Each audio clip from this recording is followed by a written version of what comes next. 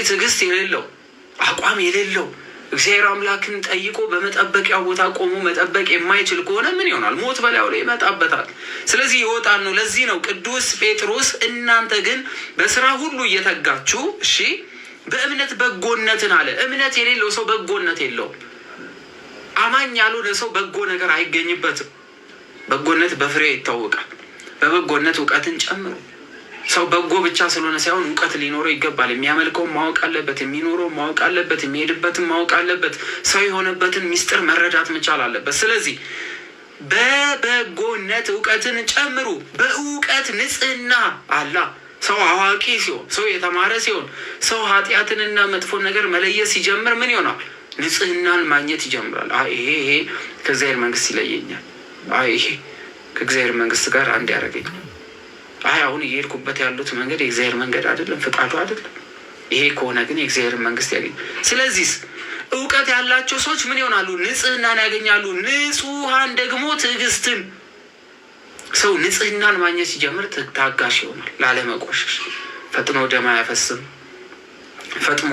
ፈጥኖ ክፉ ቃል ካፉ አይወጣም፣ ፈጥኖ ጉልበቱን አይጠቀምም። ስለዚህ ትዕግስተኛ ይሆናል። በትዕግስትም እግዚአብሔርን ማምለክን ሲል ታጋሽ የሆኑ ሰዎች ብቻ እግዚአብሔር አምላክን ያመልካሉና እግዚአብሔርንም በማምለክ ወንድማማችነትን፣ እግዚአብሔር አምላክን የሚያከብሩ እግዚአብሔር አምላክን የሚወዱ ሰዎች ወንድማማቾች ይሆናሉ። እግዚአብሔር አምላክን የማይወዱ ሰዎች ግን በጥላቻ ዓይን ውስጥ ይኖራሉ። በወንድማማችነት ፍቅርን ጨምሩ። አጉል ወንድሜ መባባልማ እያየ ነው። እህቴ ወንድምየው እህትየው ምናምን እንባባላልና ግን እውነተኛ ወንድም ነው። እነዚህ ነገሮች ለእናንተ ሆነው ቢበዙ፣ እነዚህ አሁን የተጠቀሱ ነገሮች ቢበዙልን፣ አሁን እኛ ራሳችን እንገምገም። እስካሁን ከተጠቀሱት ምንድን ነው የጎደለ የሚለውን እንመልከተው። ስለዚህ እነዚህ ነገሮች ለእኛ ቢበዙ ጌታችን ኢየሱስ ክርስቶስን በማወቅ ስራ ፈቶችና ፍሬ ቢሶች እንዳትሆኑ ያደርጋቸዋል። ምክንያቱስ ፍሬ ማታፈራ ዛፍ ተቆርጣ ወደ እሳት ትጣላለችና። ስለዚህ ፍሬ ይጠበቅብን። አንድ ነገር ፍሬ የሚያበራው ሲተከል ሲያድግ ነው፣ ሲለመልም ነው። ስለዚህ በእውቀት ማደግ በእውቀት መለምለም ይጠበቅብናል። ለምን? ፍሬ ይጠበቅብናል። ፍሬ የሌለው ይቆረጣል። ስለዚህ ፍሬ ቢሶች እንዳትሆኑ ያደርጋችኋልና እነዚህ ነገሮች የሌሉት እውር ነውና አለ። እውር ወደ ፈለገው መንገድ ሲሄድ ሞት ነው የሚያገኘው። እውር ሞት ያገኘዋል። እውር እየሄደ ገደል ሊገባ ይችላል። ዓይን ያለው የሚሮጠውን ያህል ሩጫ አይሮጥም። እነዚህ ነገሮች የሌሉት እውር ነውና በቅርብ ያለውን ብቻ ያህል የቀደመውን የኃጢአቱ መነጽር ረስቶታልና። ስለዚህ ወደ ቀደመ ኃጢአቱ ይመለሳል። በቃ ዛሬን ነው የሚኖረው። ነገ የሚባል ተስፋ የለውም። ስለዚህ ቅዱስ ጴጥሮስ እንደነዚህ አይነት ሰዎች ዓይን የሌላቸው የታወሩ ቅርባቸውን የሚያዩ በኃጢአት ውስጥ ዘውትር የሚመላለሱ ነገ የሚባል ተስፋ የሌላቸው ስለ ነገ ማሰብ ያስጨንቃቸዋል። ስለ ነገ ህይወት በምንም ታምር ማሰብ አይፈልጉም። ካሰቡ ይጨነቃሉ። ተውስኪ በቃ ባለኝ ጊዜ ልጠጣ ተወኝ እኔ አልሆንም ይሏቸዋል። መንፈሳዊ ነገር ስትጀምሩ ይሸሿቸዋል። እንደነዚህ አይነቶችን እውር ይላቸዋል ቅዱስ ጴጥሮስ። የታወሩ ተስፋ የላቸውም ይላል። እነዚህ ነገሮች የሌሉት እውር ነውና በቅርብ ያለውን ብቻ ያህል የቀደመውን የኃጢአቱን መነጽር ረስቶታልና። ስለዚህ ወንድሞች ሆይ መጠራታችሁንና መመረጣችሁን ታጸኑ ዘንድ፣ ስለዚህ ስለተመረጥን ወይም ደግሞ ስላመንን ብቻ ሳይሆን እምነታችንን ካላጸናን ልክ እንዲቀለል ብሎ በጸጋው ድኛለሁ ብቻ ከሆነ እውነት ነው። በጸጋው ድነናል፣ ግን ጸጋችን አስጠብቀናል ነው ጥያቄ። እውነት ነው በክርስቶስ ድነናል፣ ግን ደግሞ መዳናችንን ጠብቀናል ወይ? ካልጠበቅነው ዕውሮች ነን። ስለዚህ ወንድሞቼ መመረጣችሁንና መጠራታችሁንና መመረጣችሁን ታጸኑ ዘንድ ከፊት ይልቅ ትጉ። ስለዚህ ስለተመረጠን ወይም ስለመረጠን ብቻ ሳይሆን ከነበረን በላይ እንተጋ ዘንድ ያስገድደናል።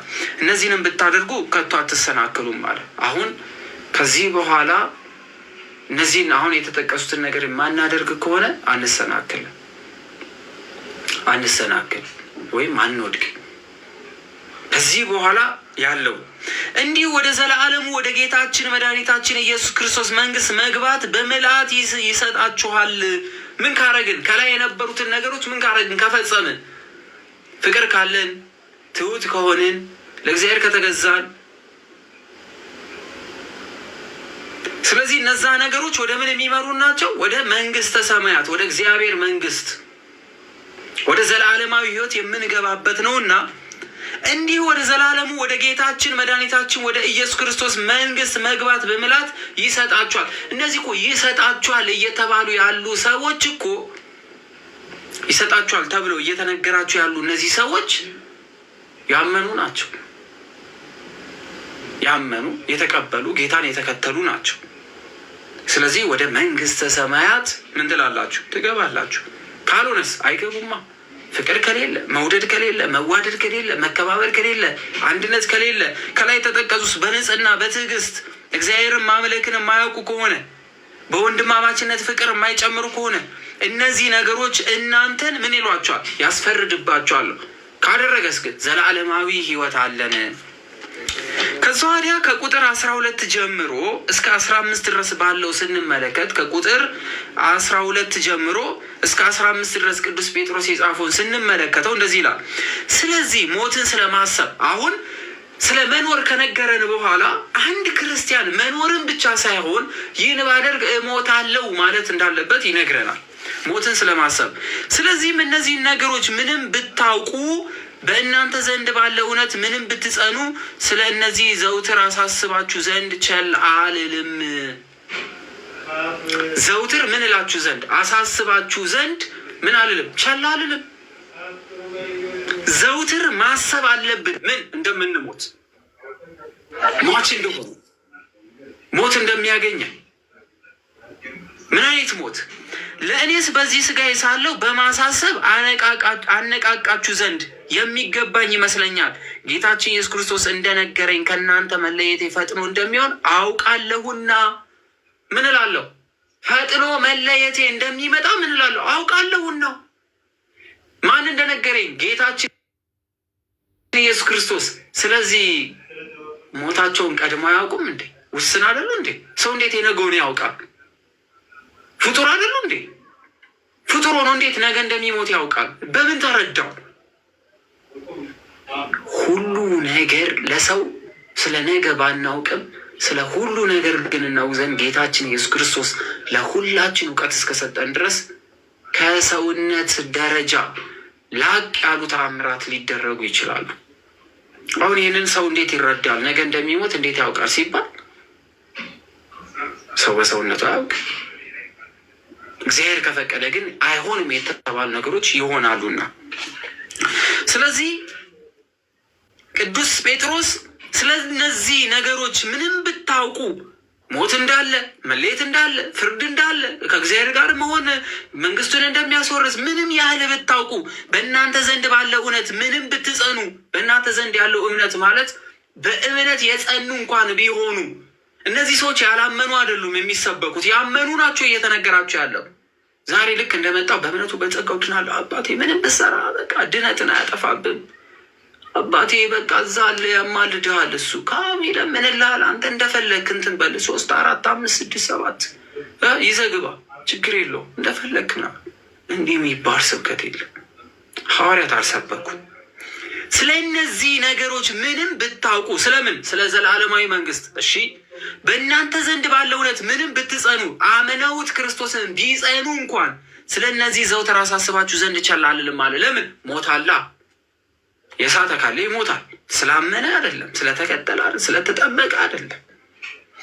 ለእኔስ በዚህ ስጋዬ ሳለሁ በማሳሰብ አነቃቃችሁ ዘንድ የሚገባኝ ይመስለኛል። በምን? በዚህ ስጋ ሳለሁ፣ በህይወት እያለሁ ጌታችን ኢየሱስ ክርስቶስ እንደነገረኝ ከእናንተ መለየቴ ፈጥኖ እንደሚሆን አውቃለሁ። ለምን? ይህን ነገር ቅዱስ ጴጥሮስ በሚጽፍበት ሰዓት ላይ ሮም ከተማ ውስጥ እየተፈጸመ የነበረው የክርስቲያኖች ግድያ፣ ክርስቲያኖች ላይ እየደረሰ የነበረው የሞት አዋጅ፣ እንዲሁም እየወሰዷቸው ይገሏቸው የነበረው አገዳደልን ይመለከቱ ስለነበረ እነ ቅዱስ አግናጢዎስ በዛ በሮም አደባባይ ምን አይነት ስቃይ ይቀበሉ እንደነበረ የካታኮምብ ሰማዕታት ብለን የምንጠራቸው የቤተ ክርስቲያን አገልጋዮች ከእግዚአብሔር ጋር አብረው የነበሩ ከፊታቸው ቀድሞ ምን ያህል መከራ ይቀበሉ እንደነበረ እነ እስጢፋኖስ ሲቀበሉ እነ ያዕቆብ ምን ይደርስባቸው እንደነበረ ስለሚያውቅ ስለዚህ ምን አለ? እኔም መለየቴ ቅርብ ነው አለ። ቅዱስ ጴጥሮስ ይሄንን በሚናገርበት ሰዓት ቅዱስ ጳውሎስ በተቃራኒው መልእክቶቹ ላይ ደግሞ ምን እያለን ያለው?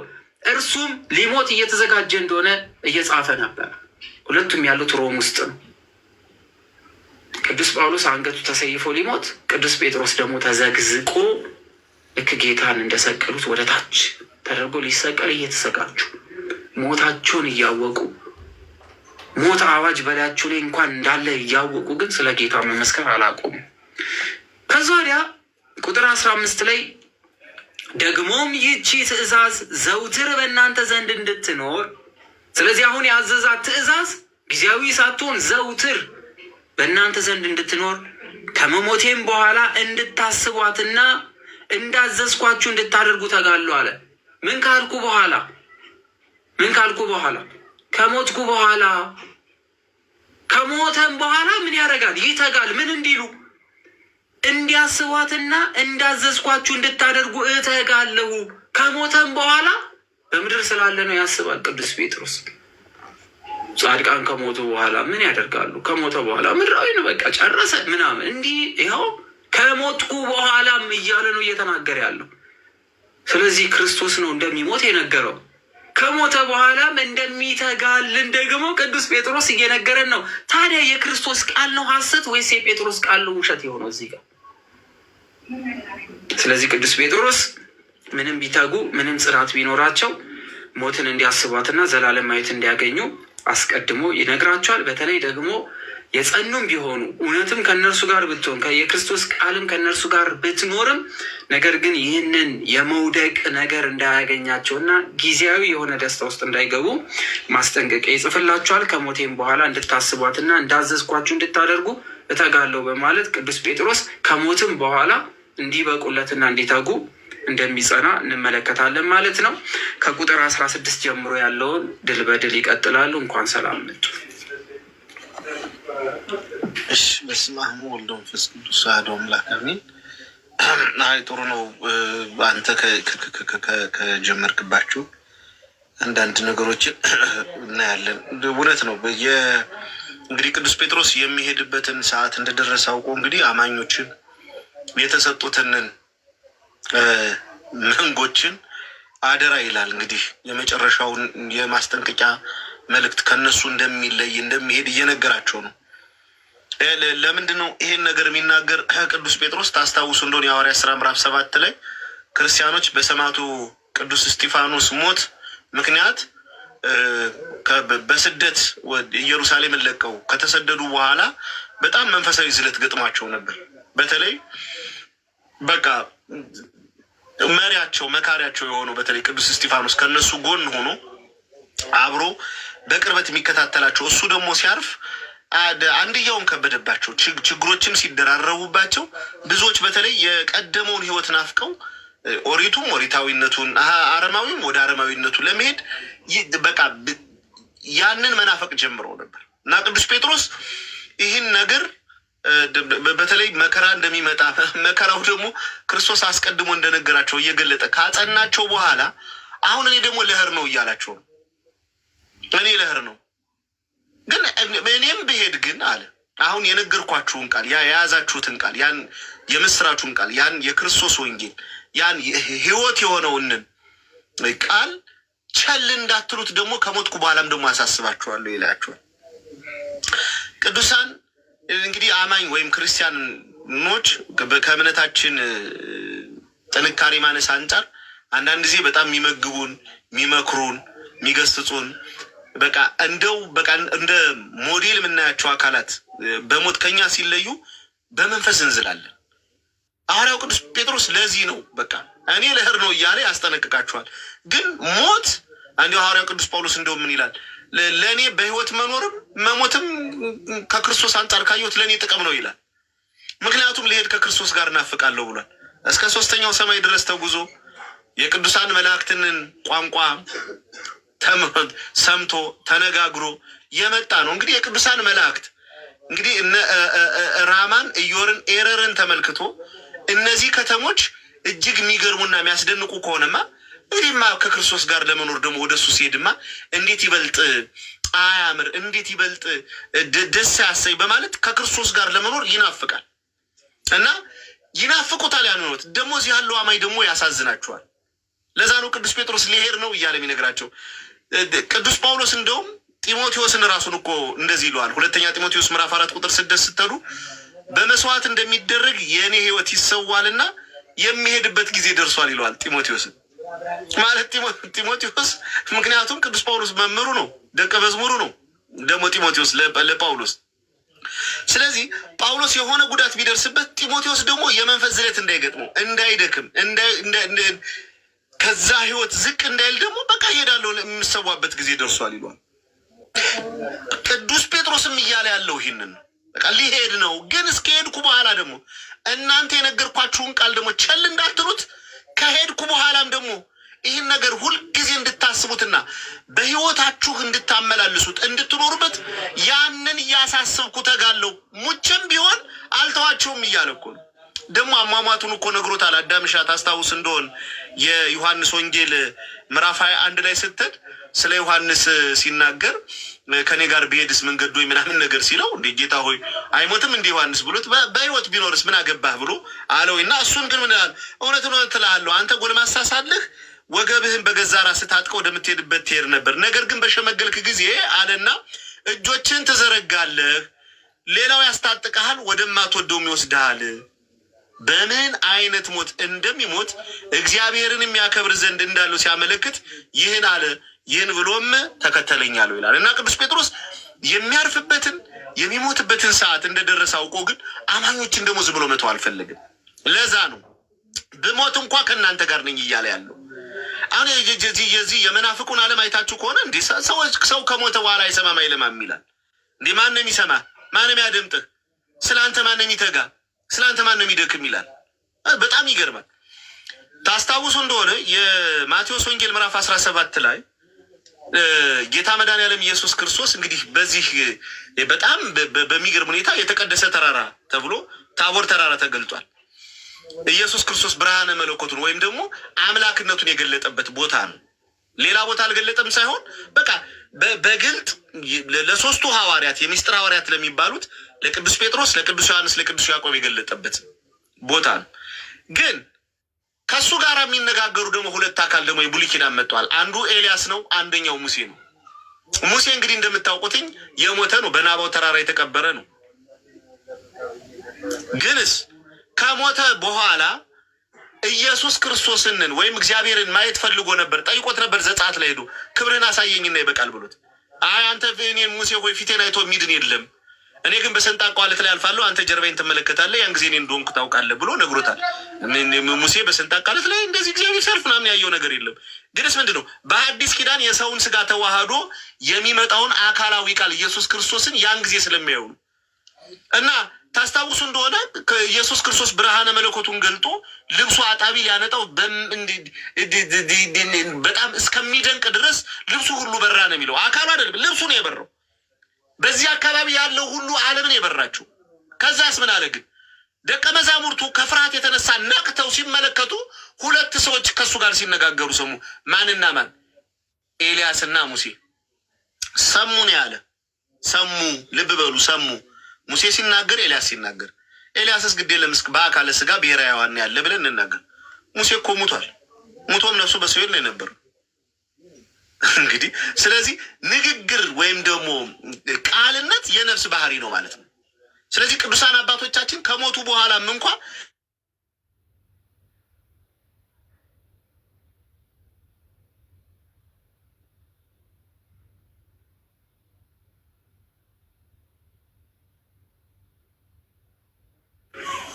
እሺ በደንብ ሼር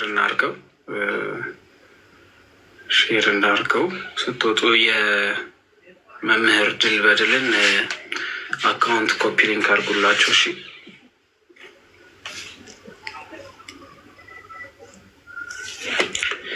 እሺ። ስለዚህ እንግዲህ እስከሚገቡ ድረስ ጆይን ሲሉ ካቆሙበት ይቀጥላሉ።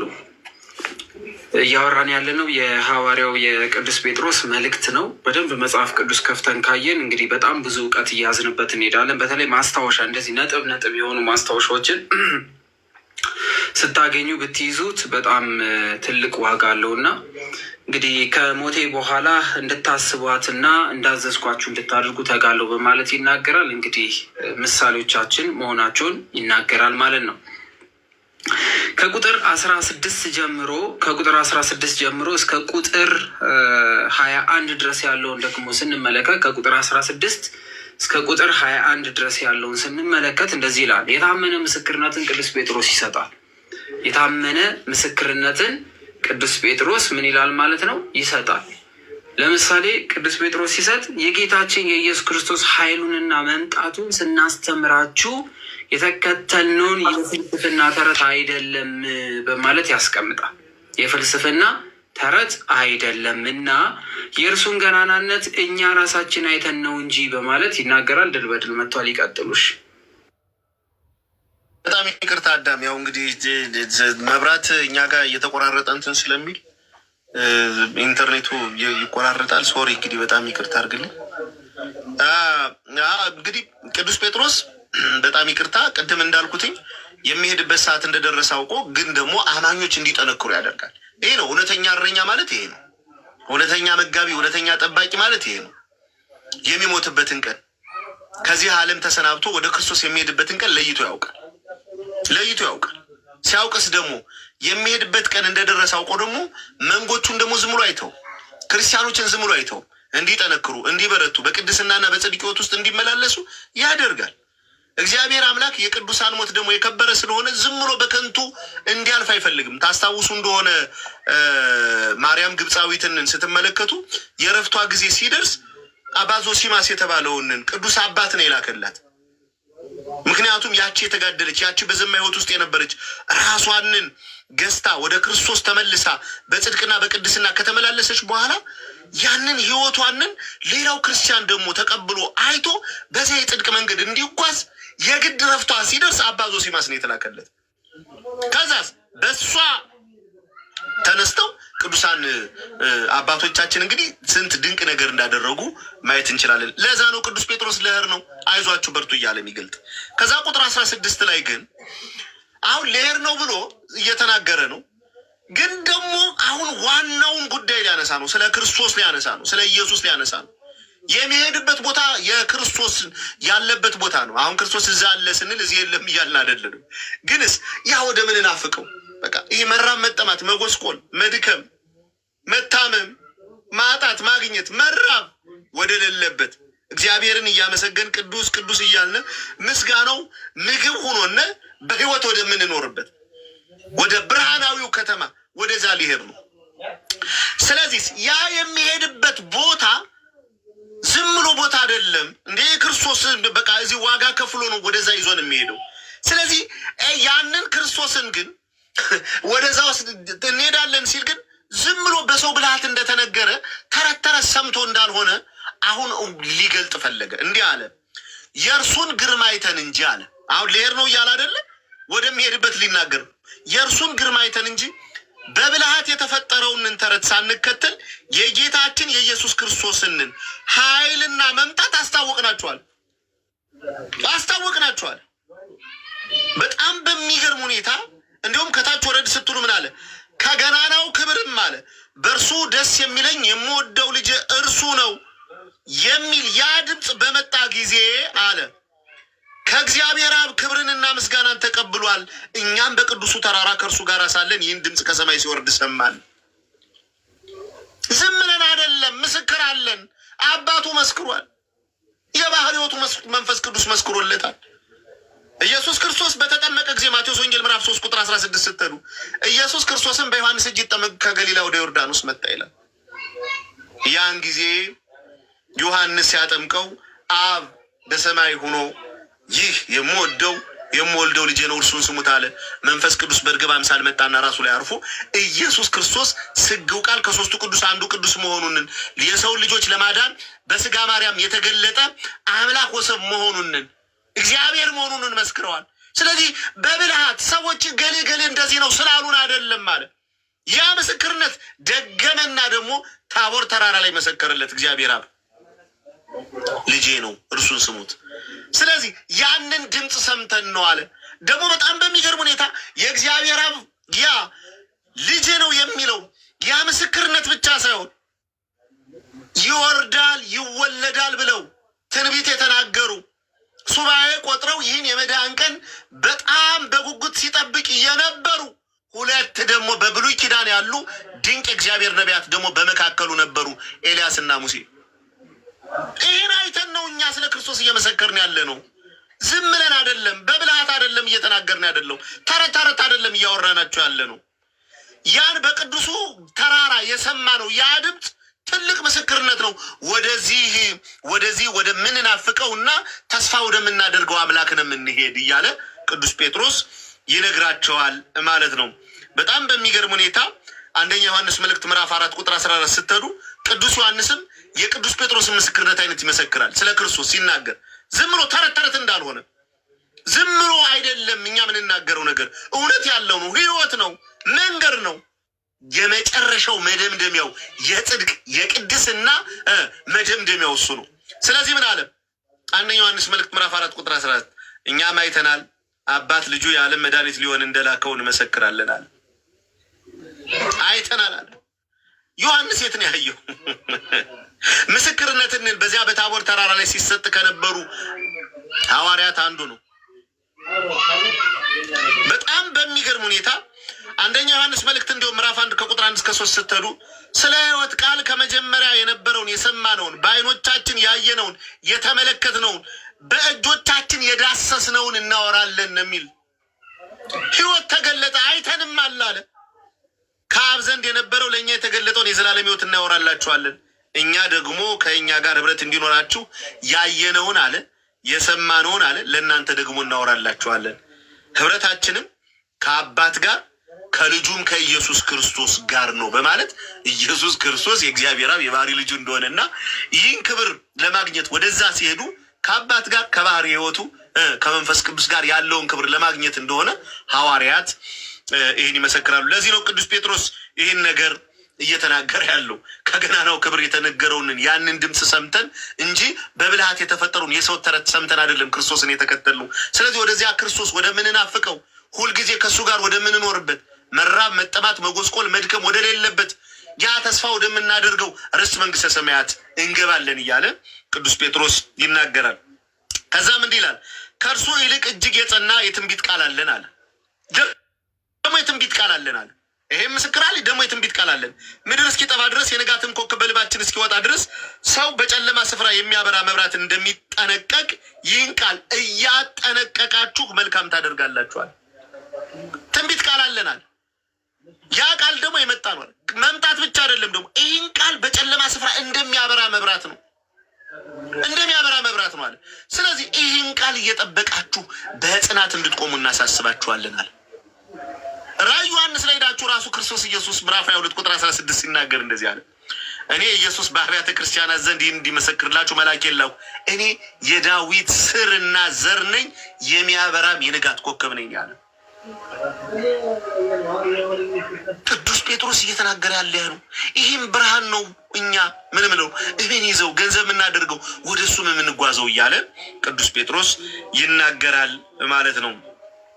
ለዚህ ነው ኢሳይያስ ምዕራፍ 9 ቁጥር 2 ላይ በጨለማ የሄደ ሕዝብ ብርሃንን አየ፣ በሞት ጥላ አገርም ለኖሩ ብርሃን ወጣላቸው በማለት የሚናገር ማለት ነው። ስለዚህ ቅዱስ ጴጥሮስ እሄዳለሁ ብሎ ሲናገር ወደዚህ ወደ ብርሃናዊው አምላክ ወደ ኢየሱስ ክርስቶስ እንደሚሄድና ያንን ሕይወት ገንዘብ እንደሚያደርግ ነገር ግን ደግሞ ይህንን ሕይወትም ቀድሞ በትንቢት የተነገረና በእግዚአብሔር ዘንድ ምስክርነት የተሰጠ በሰዎችም ደግሞ የተገለጠ እንደሆነ እየጠየቀ እየተናገረ ይናገራል ማለት ነው። ከዚያም ምን ይላል?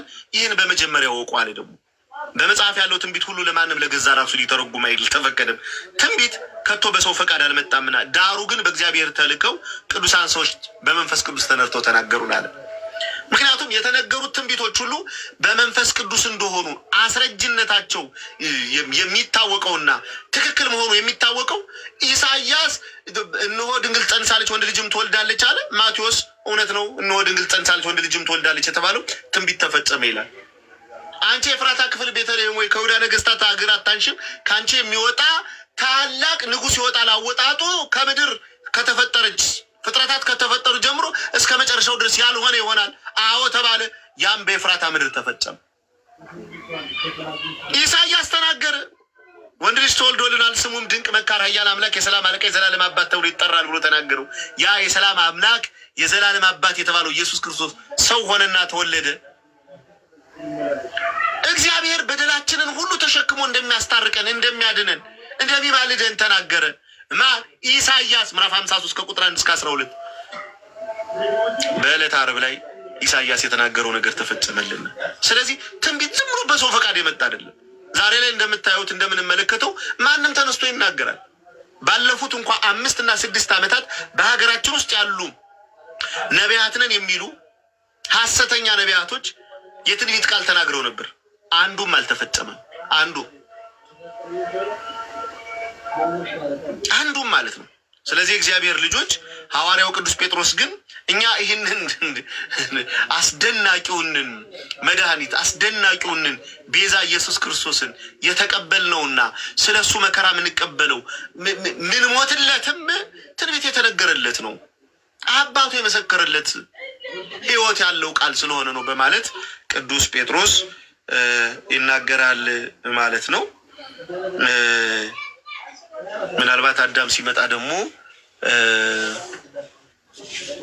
ቀጣይ ያለውን ምንሄድ ይመስለኛል። ምናልባት እንግዲህ ሌላ ፕሮግራም ካለ አላውቅም።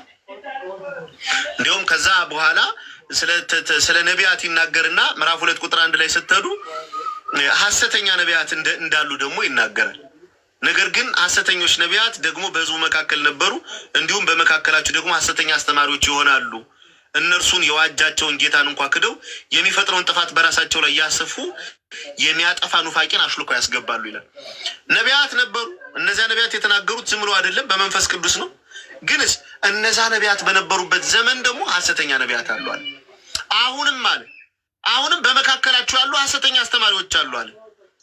እነርሱን እንኳ የዋጃቸውን ጌታ እንኳ ክደው የሚፋጠነውን ጥፋት በራሳቸው ላይ ያሰቡ የሚያጠፉ ኑፋቄን አሽልኮ ያስገባሉ አለ። እኛ አለን አለ፣ መምህራኖች አለን። ግን ደግሞ እኛ መምህራን እውነተኛውን የሕይወት ቃል ይዘን መጠን ለእናንተ እንደምንሰብክ ሁሉ ሐሰተኛ ደግሞ መምህራን አሉ በማለት ይናገራል ማለት ነው ቅዱስ ጴጥሮስ። ስለዚህ የመጨረሻዋንን ስትመለከቱትኝ ሐሰተኞች ነቢያት እንዳሉ ይገልጣል ማለት ነው። አዳምሻ እንግዲህ ምዕራፍ 2 ላይ ካለን መቀጠል ይችላል። ምዕራፍ 2 ቀጥል አንተ አንሳትና ቀጥል ደግሞ ከዛ በኋላ ይቀጥሉ። እሺ እንግዲህ አሁን ምዕራፍ 1 መጨረሻዋን ስትመለከቱ ምንድን ያለ ቅዱስ ጴጥሮስ ምን አለ? ትንቢት ከቶ በሰው ፈቃድ አልመጣም፣ ዳሩ ግን በእግዚአብሔር ተልከው ቅዱሳን ሰዎች በመንፈስ ቅዱስ ተነድተው ነገሩን አለና ምዕራፍ 2 ላይ ቁጥር 1 ስንገባ ግን እንግዲህ እነዛ እውነተኛ ደጋግ ነቢያቶች እንደነበሩ ሁሉ ሐሰተኛም ነቢያቶች ነበሩ። ለምሳሌ በኤልያስ ዘመን እንኳን ብትመለከቱ ሐሰተኛ 400 የባል ነቢያትና ሐሰተኛ 400 የባል ካህናት ነበሩ። ለጣዖት የሚያጥኑ ማለት ነው። ሐሰተኛ ናቸው። ኤልያስ ከእግዚአብሔር እውነተኛ የሆነውን ቃል ተቀብሎ እግዚአብሔር እንዲህ ይላል ብሎ ሲናገር፣ እነሱ ደግሞ አይ እግዚአብሔር እንዲህ አላለም ይህ ውሸተኛ ነው ብለው ደግሞ ሐሰት የሆነውን የዲያብሎስን የትንቢት ቃል ይዘው መጥተው ሕዝቡን ያውኩ ነበር። በእነሱ ምክንያትም እስራኤል 3 ዓመት ከ6 ወር በረሃብ እንድትቀጣ ሆናለች ማለት ነው። ስለዚህ አሁን ቅዱስ ጴጥሮስ ምን አለ? ነገር ግን አለ እንደዚህ አይነት ነቢያቶች እንዳሉ ሐሰተኛ ነቢያቶች አሉ አለ። በሕዝቡ መካከል ነበሩ አለ፣ ያስታሉ አለ። ከዛ ቀጠለ ደግሞ በመካከላችሁ ደግሞ ሐሰተኛ አስተማሪዎች አሉ አለ። ምክንያቱም እነሱ ያስተማሩትን ትምህርት ደግሞ የሚያፈርሱ ሐሰት የሆነ ነገር እየተናገሩ የነ ቅዱስ ጴጥሮስን የክርስቶስን ወንጌል የሚቃወሙ ሐሰተኛ መምህራኖች አሉ። ስለዚህ በዚህ ዘመንም ሐሰተኛ መምህራኖች ሲመጡ ድሮም ቅዱሳን ነቢያት እውነተኞች ነቢያት እንደነበሩ ሐሰተኛ ነቢያቶችም እንደነበሩ ዛሬም ደግሞ መልካም መምህራን እያለን ግን ደግሞ ሐሰተኛ አስተማሪዎች ደግሞ ይመጣሉ አለ። እነዚህ ደግሞ የቤዣቸውን የአዳናቸውን ጌታ ምን ትልበል ትተዋል። ግን ስለ ራሳቸው ክብር ሲሉ የሚያጠፋ ኑፋቄ በመካከላቸው ያስገባሉ አለ። ከዛ ብዙዎችን በመዳራታቸው ይከተሏቸዋል፣ በእነርሱ ጠርቅም የእውነት መንገድ ይሰደባላል። እነዚህ ሰዎች ስጋዊ የሆነውን ነገር ከመንፈሳዊ ነገር ቀላቅለው በመሄድ የራሳቸውን ምቾት ብቻ የሚጠብቁ ይሄ አይሆንም ይሄ አይደረግም ብሎ ያለውን የእግዚአብሔርን ቃል ለራሳቸው ጥቅም ሲል ግን የሚሸርፉ ሰዎች ናቸው። ስለዚህ የራሳቸውን ፍላጎት የራሳቸውን ስሜት ከማርካት አንጻር እንጂ እግዚአብሔር ወደ ሰዎች የላከውን ያንን ቃል ቀጥታ ወስዶ ወደ ሰው ማድረስ አይደለም አላማቸው።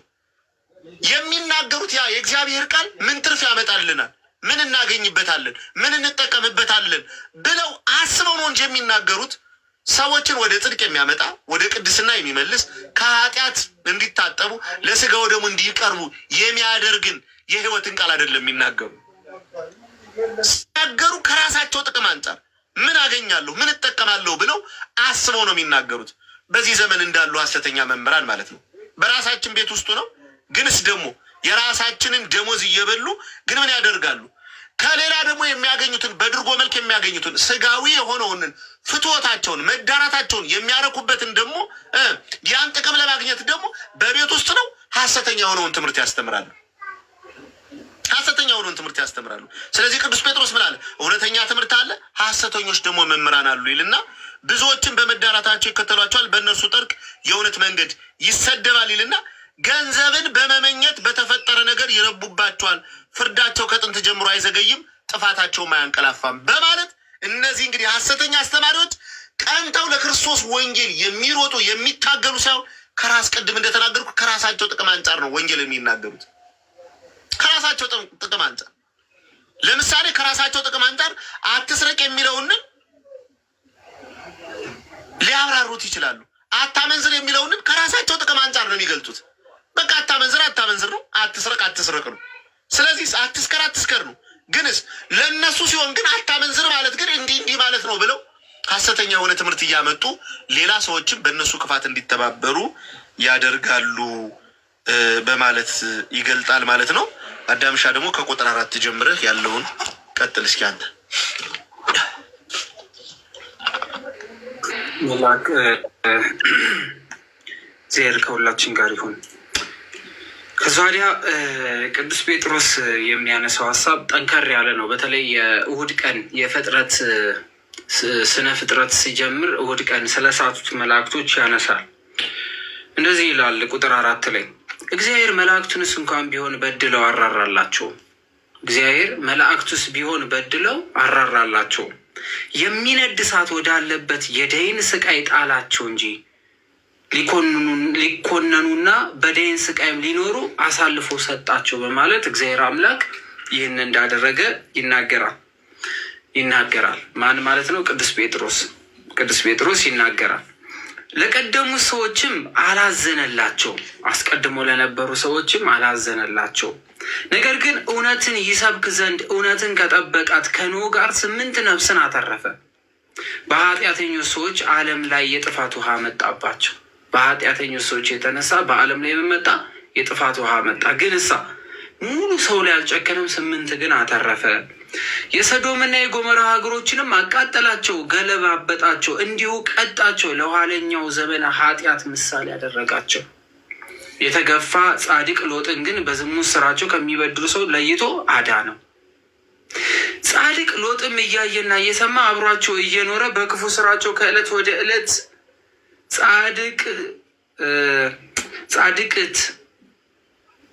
ጻድቅነት ነፍሱን ያስጨንቋት ነበረ።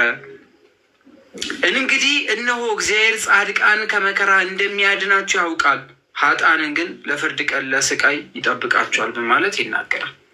ስለዚህ የክፉ ቀን መሸሸጊያችን፣ መጥፎ መከራ በመጣ ጊዜ መዳኛችን፣ ቅጣት በዓለም ላይ በመጣ ጊዜ ከነዛ ሰዎች ጋር እንዳንቀጣ የጌታ የክርስቶስ ሆነን ማለፍ እንደሚገባን ቅዱስ ጴጥሮስ የኋላውን ታሪክ በጣም ሩቅ ታሪክ ወደኋላ ተመልሶ እያስረዳ እያወዳደረ እያነጻጸረ ይሰጣል።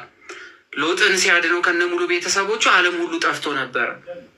ሰዶምና ገሞራ እሳት ወርዶባት ሙሉ ከተማዋ ስትነድ ሎጥን ከቤተሰቦቹ ጋር አድኖ ነበረ እያለ ያወዳድረዋል።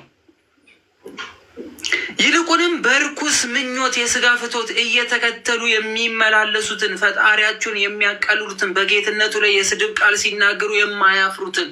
በዘመናችን አሁን ጌታችን የሚሳደብ ብዙ ነው። የእግዚአብሔርን ቤተ መቅደስ የሚሳደብ ብዙ ነው። የእግዚአብሔር የሆኑ ህዝቦችን የሚሳደቡ ብዙዎች ናቸው። አፋቸውን የሚያላቅቁ በወቅቱ የነበሩ እንደዚህ አይነት ሰዎችን ጭምር ማለት ነው። ደፋሮችና ተሳዳቢዎችንም ለፍርድ ቀን ይጠብቃቸዋል። ዛሬ በህይወታቸው ምንም ነገር ላያደርግ ይችል ይሆናል። ያለነው የምህረት ዘመን ላይ ስለሆነ በተናገሩት ቃል ግን ፍርድ ያገኙ ዘንድ ምን አለ ቅዱስ ጴጥሮስ? ለፍርድ ቀን ግን ምን ይላቸዋል? ይጠብቃቸዋል። ነገር ግን መላእክት በኃይልና በብርታት ከእነርሱ ይልቅ ምንም ቢበልጡ በጌታ ፊት በእነርሱ ላይ የስድብን ፍርድ አያመጡም አለ። በእነሱ ዘንድ ምንን አያመጡም? የስድብን ፍርድ አያመጡም። ይህንን ድል በድል በደንብ ቢያብራሩላችሁ ደስ ይለኛል። ከዚ ወዲያ ብንቀጥል። አይ መቀጠሉ ጥሩ ነው። አሁን ይሄ የስድብን ቃል የሚለው መላእክት ዳሩ ግን መላእክት በኃይል ብርታት ከእርሱ ይልቅ በሚበልጥ በጌታ ፊት በእነርሱ የስድብን ፍርድ አያመጡም ሲል ምን ማለቱ ነው? ማለት ከሳሹ ነው እንኳ ቢቀርቡ ተሰሚነት የላቸውም እያለ ነው። እነዚህ የወደቁ መላእክትን ከዛ ታስታውሱ እንደሆነ የይሁዳ መልእክት ምዕራፍ 1 ቁጥር 9 ላይ የመላእክት አለቃ ቅዱስ ሚካኤል ከዲያብሎስ ጋራ በተከራከረ ጊዜ ስለ ሙሴ ስጋ ጌታ ይገስጽህ አለው እንጂ የስድብን ነገር ሊናገሩ አልደፈረም ነበር ነው የሚለው። በዛ ሰዓት ላይ እንኳ የወደቁት መላእክት እንኳ ለመከራከር ወይም ደግሞ ቃላቸው እንኳን ለማሰማት የሚችሉበት እድል የላቸውም። ይወድቃሉ፣ ይጣላሉ። እና እንግዲህ በዘላለም ቅጣት ከጣላቸው ተመልከት እንግዲህ እኛ ደግሞ በክርስቶስ ደም ድነን ጸድቀን ታጥበን ተቀድሰን ያለን ሰዎች ማለት ነው። ምናልባት ይህን ቅዱሱን ደም ብናክፋፋ እንዴት የበለጠ ቅጣት አይደርስብን ይላል ቅዱስ ጴጥሮስ። እንዴት አይደርስብን ይላል። ስለዚህ እነዚህ ቅዱሳን መላእክት ምንም ቀድመው በክብር የተፈጠሩ ቢሆኑ በትዕቢታቸውና ለነሱ ያልተፈቀደውን ያልሆነውን ነገር በመመኘታቸው ከዚያ ክብር ተለይተው እንዲወድቁና በዘላለም ጥፋት እንዲቀጡ ሆኗል። እንዲሁም በጣም በሚገርም ሁኔታ ይህን ነገር በጣም ቅዱስ ይሁዳም ይናገርለታል። በተለይ በሎጥ ዘመን ላይ የነበረውን ጥፋት አንስቶ ማለት ነው። ደግሞ እነዛን ደግሞ ቀጧል ይላል። ሰዎችን ለዘላለም ጥፋት ይላቸዋል፣ አጥፍቷቸዋል ይላል። ስለዚህ አሁን ቅዱስ ጴጥሮስ እየተናገረ ያለው ምንድን ነው? የሚናገሩት የሕይወትን ቃል ያክፋፋ፣ የገፋ፣ የጣለ አልቀበልም ያለ ሰው ምናልባት መጨረሻው የሚሆነው እንደነዚህ እንደወደቁ መላእክትና በኃጢአታቸው ምክንያት እንደተቀጡ ሰዎች ትሆናላችሁ እያለ ነው እየተናገረ ያለው ቅዱስ ጴጥሮስ። ትጠፋላችሁ ነው። አንዴ ድኛለሁ፣ ጸድቄያለሁ በክርስቶስ ኢየሱስ፣ በቃ ከዚህ በኋላ ምንም ነገር የለብኝም፣ መርገም ተሽሯል፣ ኃጢአቴ ተሰቅሎልኛል ብለህ በክፋትና በበደል ብትመላለስ ይህ ጥፋት ኋላ ብድር ሆኖ በሰማይ ዋጋን ታገኛለህ እያለ ነው ቅዱስ ጴጥሮስ። ይህንን ይናገራል ማለት ነው። ከዛ እንግዲህ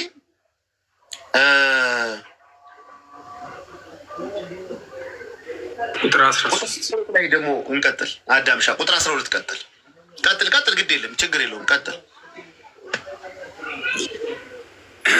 እንግዲህ ከቁጥር 12 እነዚህንም ለጥፋት እንደተፈጠሩ አእምሮ እንደሌላቸው እንስሳት ናቸው። እንግዲህ ቅዱስ ጳውሎስ እግዚአብሔር አምላክን ባላወቁት ቁጥር ለማይረባ አእምሮ ተላልፎ እንደተሰጡ ይናገራል እና እንደ እንስሳት ባህሪ ያላቸው ይሄ እንትን በቃ እጅግ የከፋ እንስሳት እንኳን ከሚያደርጉት ነገር የባሰ ነገር እንደሚያደርጉ ያስቀምጣል። እዛኛው ላይ ስንመለከት መዳራትን ወንድ ከሆነ ሴት ከሴት እንግዲህ በጣም ቅዱስ ጳውሎስ ስለ እንደነዚህ አይነት ሰዎች በደንብ አድርጎ አስቀምጦታል የሮሜ መልእክቱ ላይ። ስለዚህ እንስሳት ናቸው። ጥፋታቸውን ለማምጣት የማያውቁትን ይሳደባሉና በጥፋታቸው የዓመፅ ዋጋ ይቀበላሉ። በቀመጥ ተድላ ማድረግን አሳምረው ይዘዋታል። እየሳሱም ይበላሉ። የማይጠግቡ እርኩሳን ናቸው። በፍቅራቸው ይሸነጋገላሉ። አሁን በቃ እንደዚህ አይነት ነገሮች ያለባቸውን ሰዎች እና እንደዚህ አይነት ነገር እየተፈጸሙባቸው ያሉትን ስፍራዎች ማሰብ በቂያችን ነው። አሁን ምን እየተፈጸረ እንደሆነ በደንብ ካሰብነው ቦታዎቹን ማወቅ እንችላለን። አሁን ከምን አይነት ህዝቦች ጋር እየተባበርን ወይም ከምን አይነት ሰዎች ጋር እየተባበርን እንደሆነ መለያችን ነው ያስቀመጠልን ቅዱስ ጴጥሮስ። በተለይ ድል በድል ሶሻል ሚዲያ ላይ አብረን የምንውል ሰዎች አሁን በቻናሎች በተለያዩ ነገሮች አብረን የምንል ሰዎች እነዚህ ነገሮች ለይተን ማወቅ ያለብን ይመስለኛል። እንግዲህ የሞት ፍርድ ነው ለመላእክቱ ያላዘነውን አኔት ዲን የሆነ እሳት እየጠበቀ እንደሆነ ነግሮናል። ከምን አይነት ሰዎች ጋር ከተባበርን ከእንደነዚህ አይነት እያለ ነው ጴጥሮስ አሁን ሲዘረዝራቸው። መጀመሪያ ጥፋታቸውን ለማምጣት የማያውቁትን ይሳደባሉና፣ በቃ የማያውቁትን ነገር ሁሉ የሚሳደቡ ናቸው። በጥፋታቸው የአመፃን ዋጋ ይቀበላሉ። አመፀኞች ናቸው፣ የሚመለሱ አይደሉም። ቢመከሩ ቢዘከሩ ሰላም ያለበት ቦታ ላይ ተረጋግተው የሚቀበጡም አይደሉም። የአመፃ ዋጋ የሚቀበሉ ናቸው። በቀመጥ ተድላ ማድረግን አሳምረው ይዘዋታል። ይሄ የተድላ ህይወት፣ ጾም መጾም፣ መስገድ፣ ለእግዚአብሔር መገዛት፣ ስለ ጽድቅ ብሎ መሰደድን የሚጸየፉ ዓለማዊ የሆነ ድሎትን እጅግ አብዝተው የሚወዱ እየሳሱ ይበላሉ። የማይጠግቡ ርኩሳን ናቸው። በቃኝ የማይሉ ሁሉን ነገር ማግበስበስ የሚወዱ አይነት በፍቅራቸው ይሸነጋገላሉ። አስተውሎታላ እየሆነ አይደለ? አሁን በፍቅር መሸነጋገል የእውነት እኮ አይደለም። የዛሬ ሳምንት አብሮ የነበሩ የሚቀጥለው ሳምንት ላይ ካልገደልኩ ሲባባሉ እናያለን። የሚቀጥለው ሳምንት ሲታረቁ እናያለን። የሚቀጥለው ሳምንት ላይ አንዱ አንዱን ያማል፣ አንዱ ሌላኛውን ያማል። እንደዚህ አይነት ስሜት መልካቸው እንደሰሩ አድርገው በባልንጀሮቻቸው ይመካሉ። በእግዚአብሔር ሳይሆን በባልንጀሮቻቸው ላይ የሚመኩ ከጀርባቸው ባሉ ሰዎች ላይ በጣም የሚመኩ አይነት ሰዎች። ዝሙትና ከልካይ የሌለባት ኃጢአት በአይኖቻቸው ሞልቷል። ግልጽ የሆነ እያየን አይደለ? ሶሻል ሚዲያ ነው በደንብ እኮ። አሁን እኮ በቃ ቅዱስ ጴጥሮስ እየነገረን ያለው ነገር እንዳለ እየተፈጸመ ያለ። አእምሮ የሌላቸው ሰዎች ነፍሳት ይታልላሉ። አእምሮ የሌላቸው ሰዎች፣ አእምሮ የሌላቸው ማስተዋል ማገናዘብ የተነገረውን ነገር ማስተዋል የከበዳቸው ሰዎች ከእነዚህ ሰዎች ጋር አብሮ የሚታለሉ የሚጓዙ ናቸው። አብሮ ወደ እሳት የሚገቡ ስራቸው ቅሚያ ነው።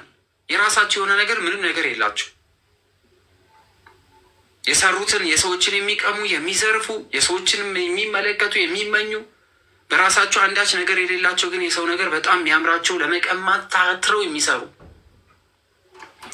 ለልጆቻቸው መርገምን ያተርፋሉ። እነዚህ ሰዎች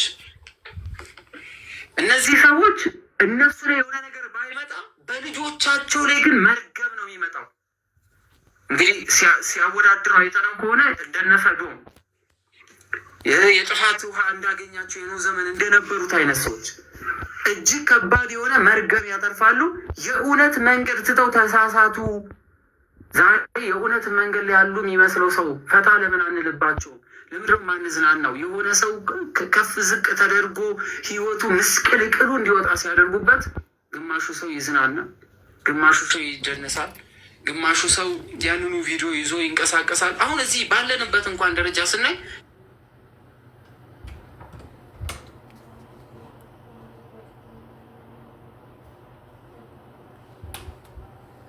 ይቅርታ እንግዲህ ቤተሰብ ዋይፋይ ላይ ስወጣ የታችኛው ይቋረጣል። ሌላኛውን እስካስገባ ነው። ደግሞ ዛሬ አመልጦኛል። ቲክቶክ አላስገባ ብሎኝ ዋይፋይ ቁጥር 1 እና ቁጥር 2 የማይናገር ተናግሮ አስተማረው እያለን አህያ ያወራል እንዴ? ክብራ ይህ እኮ ገድል እኮ እንትን ተአምር እኮ የሚገርም ተአምር። አህያ ሰውን አስተማረ። ማን ነው የሚመሰክረው? ማነው እየመሰከረ ያለው? ቅዱስ ጴጥሮስ። እሺ እንቀጥል። ለዘላለም የጨለማ ፍርድ የጠበቁ እነዚህ የደረቀች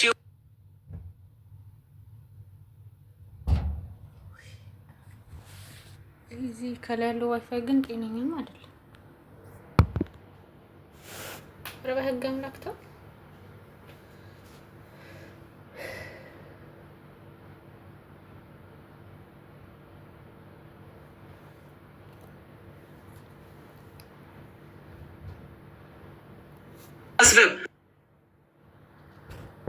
የእግዚአብሔር መንግስት ማቃለል፣ የእግዚአብሔር ሰዎችን ማዋረድ ዛሬ እያየነው አይደለም? ምን ያህሎቻችን እየተባበር ነው? ራሳችንን መርምር። በስጋ በሚሰሩት የዝሙት ስራቸው ወደ በደል ከገቡ ለጥቂት ያመለጡትን ሰዎች ያስታሉ።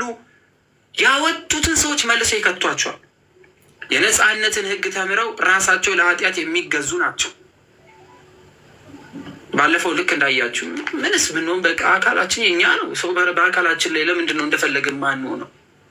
እንደዚህ አይነት ነገር ፕሮቴስታንቱም ኦርቶዶክሱ ሙስሊሙ ምንም ያምልክ በቃ ምን ችግር አለው ከተዋደድን ብንጋባ ምናምን የሚሉ በጣም ብዙ ተከታይ ያላቸው እቺ የእግዚአብሔርን የመንግስት አካሄድ የሚያቃልሉ አይነት ሰዎች ምን ችግር አለው? እኔ እና እሱ ከተዋደድን በአንድ ቤት ካደርን በገላችን አንድ ከሆነ ምን ችግር አለው?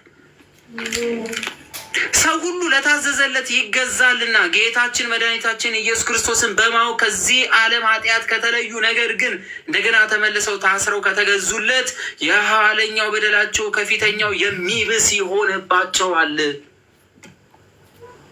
ከፊተኛው ኃጢአት ይልቅ አሁን ድጋሜ የሚያደርጓት ይቺ በደል ግን የባሰች ናት። አውቀዋት ከተሰጣቸው ከከበረች ትእዛዝ ወደ ኋላ ከሚመለሱ ይልቅ የጽድቅን መንገድ ባላወቋት በተሻላቸው ነበር። አውቀዋት ወደ ኋላ ከሚመለሱ ይችን የጽድቅ መንገድ ባያውቋት ይሻል ነበረ። ምክንያቱስ ካወቁ በኋላ ያለው ቅጣት እጅግ ከባድ ስለሆነ ውሻ ወደ ትፋቱ ይመለሳል፣ ሪያም ታጥባ ለመንከባለል ወደ ጭቃ ትመለሳለች እንደሚባል እውነተኛ ምሳሌዎች ሆኖባቸዋል በማለት ይናገራል። ድል በድል ይቀጥሉ። እግዚአብሔር ይስጥልኝ።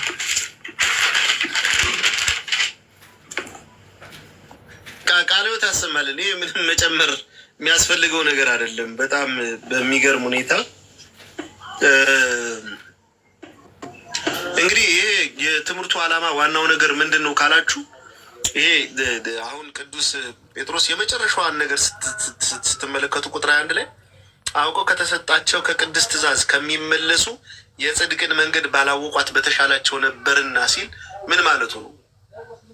ምክንያቱም ይህን ያወቁትን የጽድቅ መንገድ ያወቁትን ሕይወት ያወቁትን እውነት ገንዘብ እንዲያደርጉ ያንን የተከፈለውን ዋጋ እያሰቡ ክርስቶስን ደስ የሚያሰኘውን ስራ ሰርተው የዚህን ዓለም ሕይወት በቅድስናና በጽድቅ አጊጠው ወደማያልፈው ዓለም እንዲሸጋገሩ ማድረግ ነው። ይሄ ተከታታይ የመጽሐፍ ቅዱስ ጥናት ምናምን ትምህርት ተብሎ ማለት ትምህርቱ ይህ ነው። ለምንድን ነው እናንተ ይህን የምታደርጉት? አሁን አዳምን ለምንድን ነው ይህን የምታደርገው? ምን ለማትረፍ ነው ከተባለ የተነገረውን የወንጌል ቃል ሰምተው ሰዎች እንዲመለሱ ማድረግ። ለምን? የተማረውን እውነት የያዘውን እውነት የተረዳውን እውነት ለሌላው ገልጦ ወደዚህ እውነት ወደ ሆነው ክርስቶስ ማምጣት ግዴታ ስላለበት በጣም በሚገርም ሁኔታ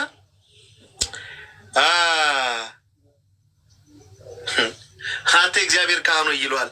ይሄ ትንቢተ ሕዝቅኤል ምዕራፍ 18 ቁጥር 20 ጀምረን ስንመለከት አንተ እግዚአብሔር ካህኑ ኃጢአተኛ ይላል ከኃጢአቱ ተመልሶ በሕይወት እንዲኖር ባታደርገውና በኃጢአቱ ቢሞት አለው ደሙን ከእጅ ይፈልጓሉ አሉ። ደሙን ከእጅ ይፈልጓሉ። ነገር ግን አስተምረኸው ወይም ደግሞ ያንን የጽድቅ መንገድ የቅድስና ሕይወት ሰጠኸው፣ ግን አይ አልፈልግም ብሎ ግን ቢመለስና ቢሄድ ደሙ በራሱ ይሆንበታል ነው የሚለው። እንዲሁም በጣም በሚገርም ሁኔታ እዛው ትንቢተ ሕዝቅኤል ምዕራፍ 18 ቁጥር 4 ላይ ስትሄዱ ጻድቁ ግን ከጽድቁ ቢመለስና ኃጢአትን ቢሰራ ኃጢአተኛ እንደሚያደርገው ርኩሰትን ሁሉ ቢያደርግ በሕይወት ይኖራልን ብሎ ጠየቀ ራሱ እግዚአብሔርና ሲመልስ ምን አለው? የሰራት ጽድቅ ሁሉ አትታሰብለትም፣ ባደረገው አመፅና በሰራት ኃጢአት በዛች ይሞታል ነው ያለ። ሰምታችኋል እያልኩ ያለሁትን። ዓላማው ግቡ ምንድን ነው ከተባለ የትምህርቱ ዓላማ ያችን ያወቃትን የተረዳትን እውነት ይዞ መቀጠል ነው እንጂ አይ አንድ ያውቃለሁ ጸድቄያለሁ ድኛለሁ ከዚህ በኋላ አያስፈልገኝም ዘና ፈታ እላለሁ ካልክ አለ በሰራህ ኃጢአት ትሞትበታለህ አለቀም እያለ ነው። ስለዚህ ቅዱስ ጴጥሮስ እኔ ልሄድ ነው፣ ግን ደግሞ መሄዴ እኔ ከክርስቶስ ጋር ለመኖር የምናፍቀው ነው። ይህን እውነት ገንዘብ አድርጌያለሁ፣ ኑሬዋለሁ። ይህ ጻድቅ የሆነው ፈራጅ ኢየሱስ ክርስቶስ ያን ጊዜ ለእኔ ያስረክባል እንዳለ ቅዱስ ጳውሎስ እሱም እንደሚሰጠው አምኗል።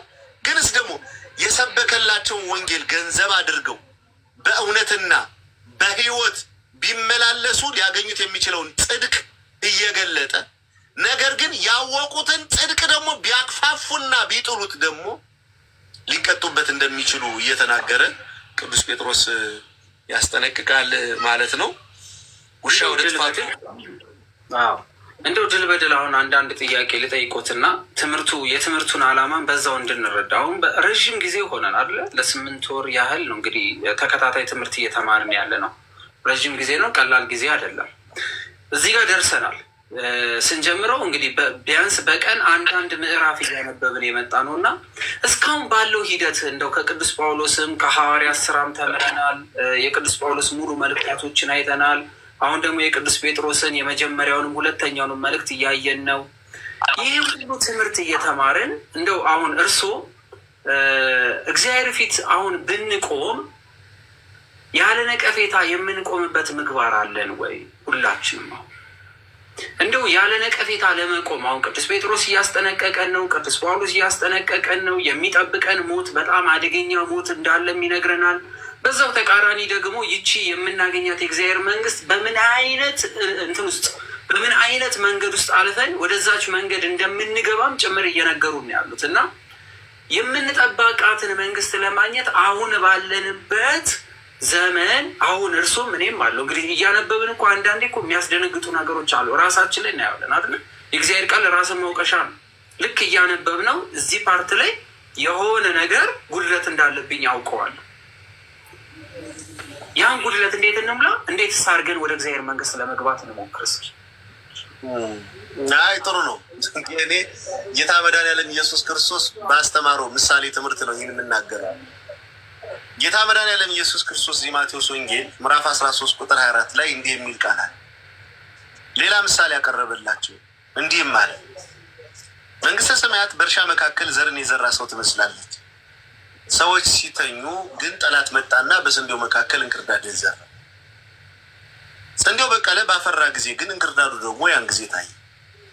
የባለቤቱ ባሮች ቀርበው ጌታ ሆይ መልካም ዘርንን በእርሻ ዘርተን አልነበረምን? እንክርዳዱ እስከ ወዴት ተገኘ አሉት። እርሱም ጠላቴን አደረገ አላቸው። ባሮችም እንግዲህ ሂደን ይህን እንድንለቅመው ትወዳለህን አሉት። እርሱ ግን እንክርዳዱን ስትለቅሙ አለ እንክርዳዱን ስትለቅሙ ስንዴውን ደግሞ ከእርሱ ጋር እንዳትነቁሉ አይሆኑም። ተዋቸው እስከ መከር ድረስ አብረው ይደጉ። በመከር ጊዜ አጫጆች እንክርዳዱን አስቀድማችሁ ልቀሙ፣ በእሳት ለማቃጠል በየኖዶ ሰሩ፣ ስንዴን ግን በጎተራው ክተቱ ላለዋል። እንግዲህ በተቻለው አቅም የሰው ልጅ እዚህ ያለ ቲክቶክ ላይ ያለ ሊሆን ይችላል፣ ሌላ ቦታ ላይ ያለ ሊሆን መምህር ሊሆን ይችላል። እውነተኛ ያለውንን የክርስቶስን ዘር ይዘራል።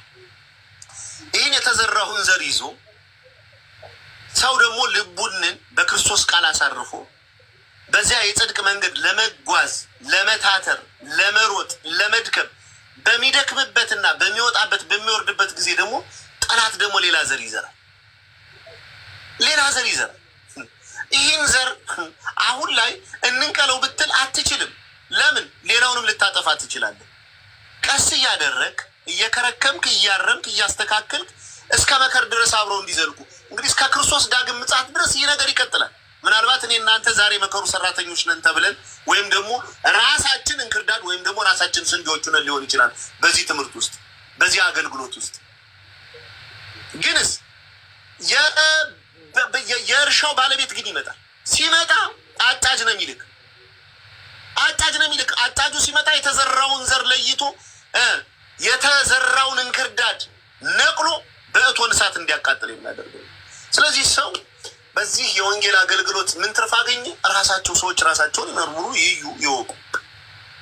በእውነት እውነተኛው የወንጌል ዘር በእኔ ተዘርቷል ነው? አሁን ላይ እያሳየሁት ያለሁት ህይወት እየገለጥኩት ያለው ባህሪ በትክክል የተዘራውን ቃል የሚገልጥ ነው ወይ? በትክክል ክርስቶስን የሚያከብር ነው ወይ ብሎ ሰዎች ራሳቸውን ይለዩ፣ ይወቁ።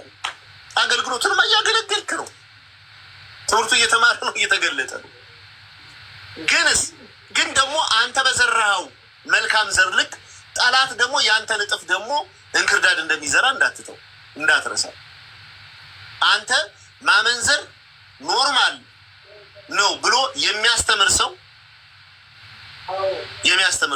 አንተ ደግሞ ማመንዘር ኃጢአት ነው ብለህ ስትናገር ያን ቃል የሚቀበል ጆሮና ያኛውን የሚቀበል ጆሮ የሰማይና መሬት ልዩነት አለበት አለ።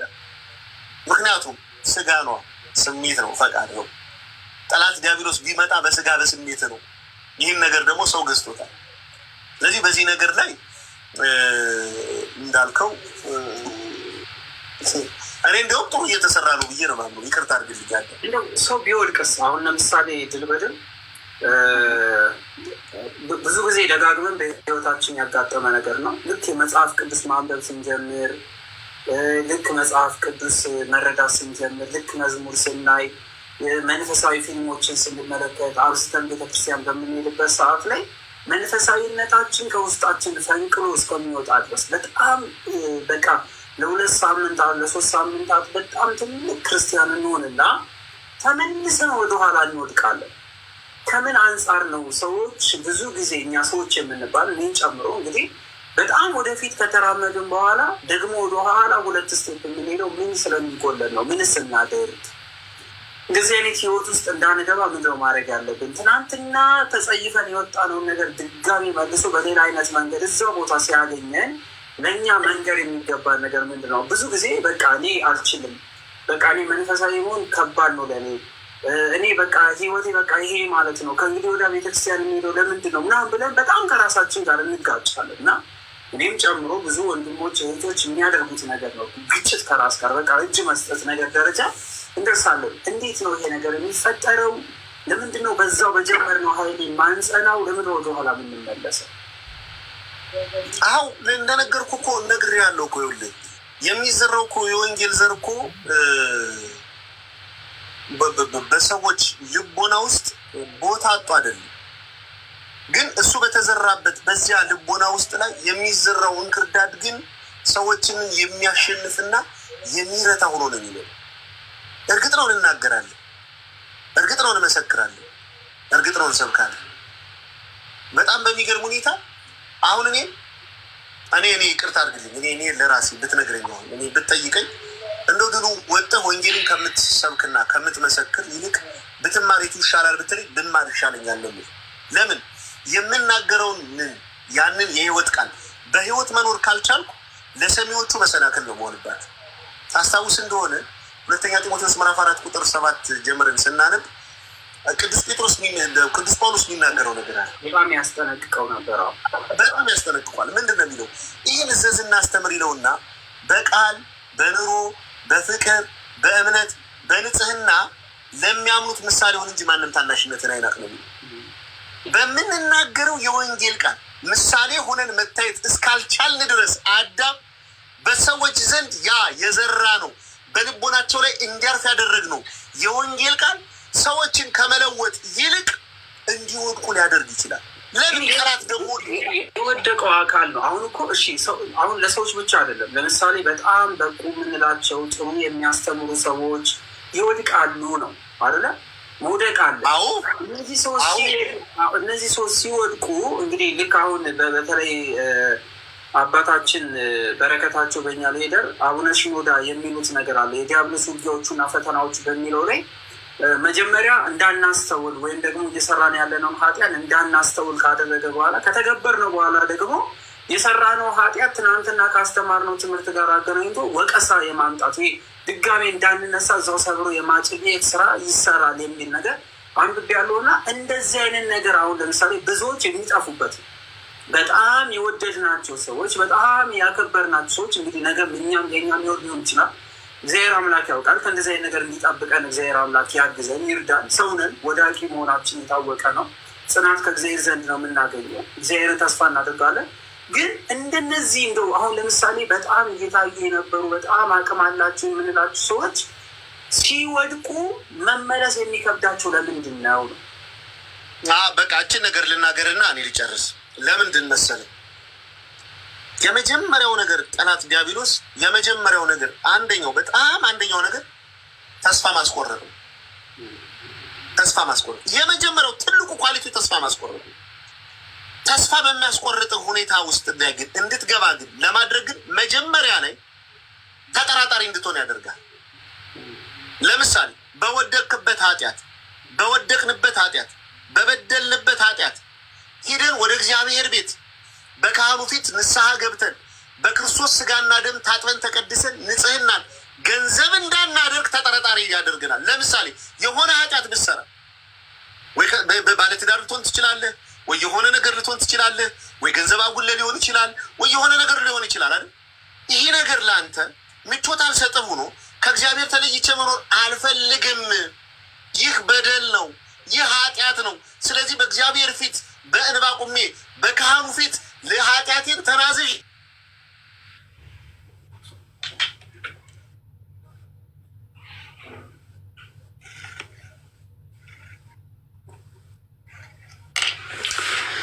እሺ የድል በድል አካውንት በጣም ከሚባለው በላይ እንግዲህ አደጋ ላይ ነው ያለው።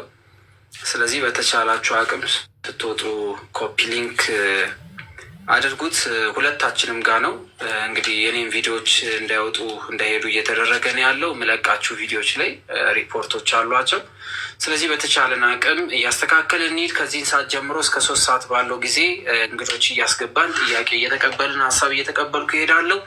ለመምህራችን ለድል በድል ቃለ ሕይወትን እግዚአብሔር አምላክ ያሰማልን፣ በእድሜ በጤና በሕይወት ያቆይልን። የቅዱስ ጴጥሮስን በረከት